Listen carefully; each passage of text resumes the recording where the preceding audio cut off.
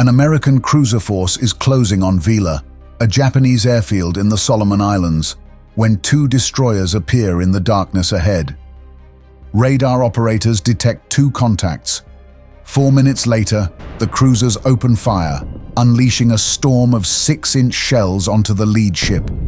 Within seconds, a torpedo strikes her hull. The first Japanese destroyer begins to break apart. The second tries to answer, but the American guns find it first. In less than 15 minutes, both enemies are gone.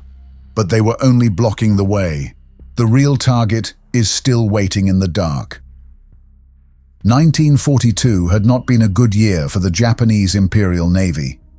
In June, sailors had faced one of the biggest losses of the war so far off the shores of Midway Atoll in the Central Pacific, where hundreds of American land and carrier-based aircraft had taken off to rain down destruction on Japan's first carrier striking force. In the course of 3 days, the Japanese had lost 4 of their carriers and over 3,000 sailors, and from there on, the situation just kept getting worse. Soon, the strategy shifted. Instead of continuing their Pacific expansionist campaign, the Japanese were now forced to assume a defensive role. They retreated from some of the islands they had occupied for years and instead focused on holding on to the ones they could keep, supplying them with desperate midnight runs conducted both by fast destroyers and small barges. However, by March of 1943, the US had had enough of this. Officials had identified 2 strongholds being serviced by the so-called Tokyo Express supply line, which needed to be cut off if America was going to take control of the Solomons. The first was Munda, a small settlement in the west of New Georgia Island. The second was Vila, a site on the southern side of Kolombangara. Both locations hosted stubborn air bases, which, despite having already been bombed, refused to bow down. And so, it was decided that on the night of the 5th, 2 formations would sail in parallel toward the Japanese bases in the middle of the night and conduct a naval strike. Taking Vila would be Rear Admiral Aaron S. Merrill, guiding 3 light cruisers and 3 destroyers, while Munda would be targeted by Captain Robert Briscoe, who had 4 destroyers to work with. The Americans had better radar systems than the Japanese and would have an easier time spotting threats as they ventured into enemy waters. But the mission would be far from easy.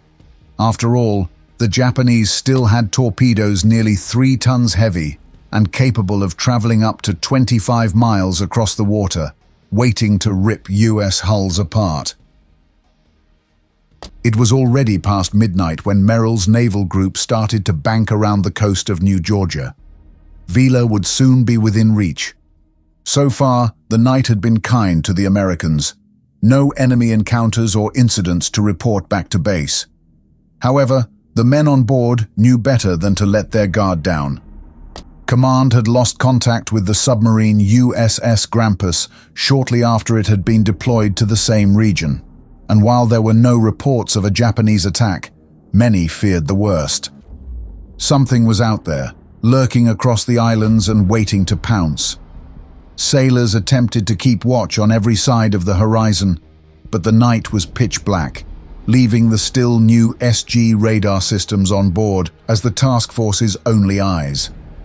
It was almost 1 in the morning when a blip popped up.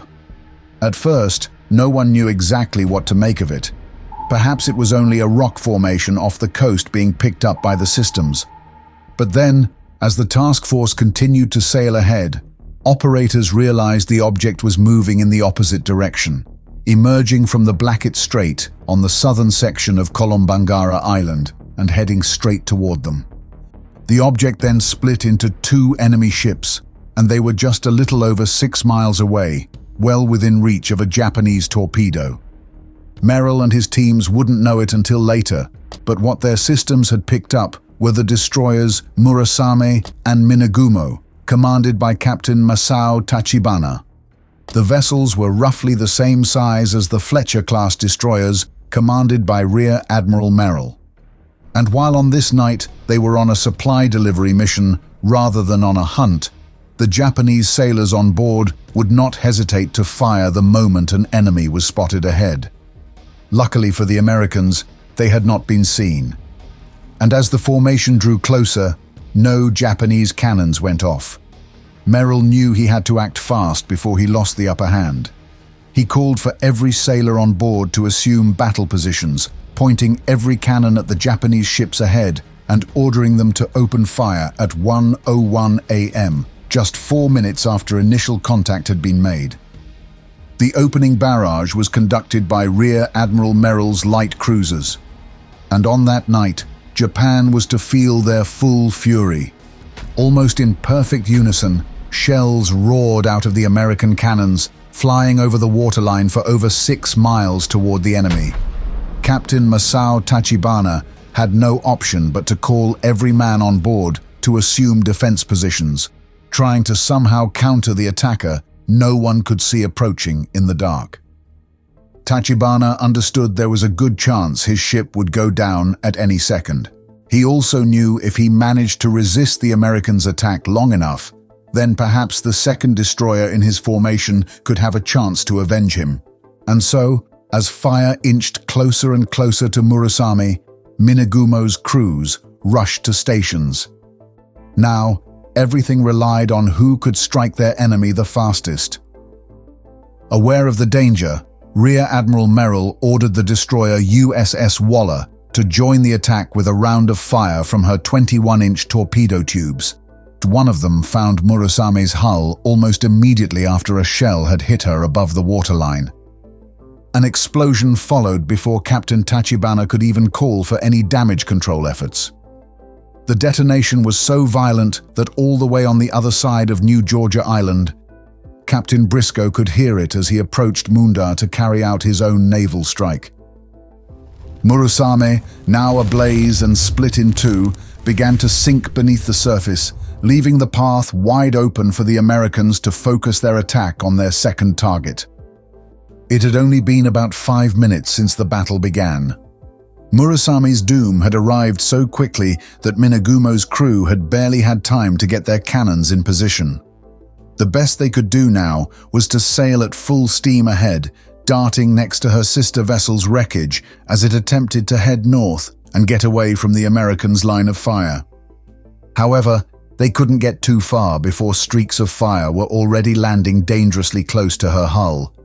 The crew could barely see a thing, yet they unleashed fire from their cannons, guided only by the intermittent flashes of the American guns as they fired toward them. It was only a matter of time before shells found the Japanese ship. The strikes left her dead in the water as she burned, the flames serving as the perfect visual mark for the US formation to finish her off. Minegumo was lost around 13 minutes after the Battle of the Blackett Strait had begun. By then, Japan had suffered numerous defeats in the Pacific, but few had been as fast as this one. In the blink of an eye, the Empire had lost 2 destroyers and around 174 sailors, roughly half of the crew on board both ships. The other half survived by swimming to Kolombangara Island. And still, that would not be all for Japan. Because with the Murasame and Minegumo out of the way, now the coast was clear for the Americans to carry out the bombardment they had been sent out here for. No Japanese defenders arrived at the scene as the US formation got into position about 2 miles from Vila. Once there, guided by radar and the watchful eye of a Black Cat pilot patrolling the area, Rear Admiral Merrill's task force unleashed its might one more time. The strike was extremely effective, hitting storage facilities, runways, and enemy aircraft scattered across the land. The Japanese attempted to fire back with shore battery strikes, but the Empire of the Rising Sun was not able to land a single effective strike that night. Off by Munda, the situation was not much better, as Captain Robert Briscoe carried out his own strike, the destroyer formation under his command achieving direct hits on the landing strip ahead and sending Japanese forces reeling before they could mount a proper defense. In just about an hour, Japan had lost 2 destroyers and suffered 2 critical bombardments, which put its hold on the Solomon Islands at risk. It appeared that 1943 would not be a good year for the nation either.